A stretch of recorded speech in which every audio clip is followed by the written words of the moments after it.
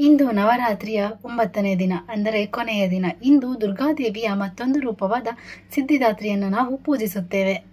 ಸಿದ್ಧಿ ಎಂದರೆ ಆತ್ಮಶಕ್ತಿ ಅಥವಾ ಅತಿಮಾನವ ಶಕ್ತಿ. ದಾತ್ರಿ ಎಂದರೆ ನೀಡುವವಳು ಎಂಬ ಅರ್ಥವನ್ನು ನೀಡುತ್ತದೆ.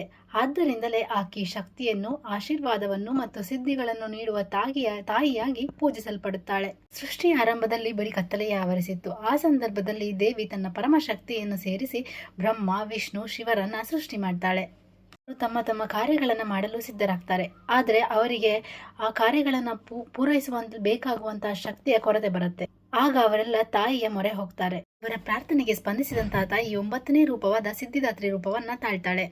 ಅವಳು ತ್ರಿಮೂರ್ತಿಗಳಿಗೆ ಮತ್ತು ಇತರೆ ದೇವತೆಗಳಿಗೆ ಅಷ್ಟಸಿದ್ಧಿಗಳು ಎಂದು ಕರೆಯಲ್ಪಡುವ 8 ದಿವ್ಯ ಶಕ್ತಿಗಳನ್ನು ನೀಡುತ್ತಾಳೆ.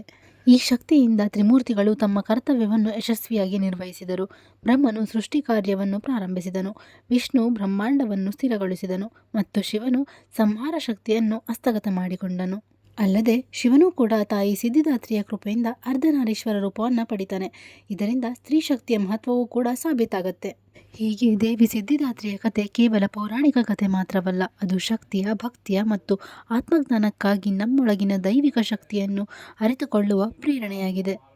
ಎಲ್ಲರಿಗೂ ಶರನ್ನವರಾತ್ರಿಯ 9ನೇ ದಿನದ ಶುಭಾಶಯಗಳು.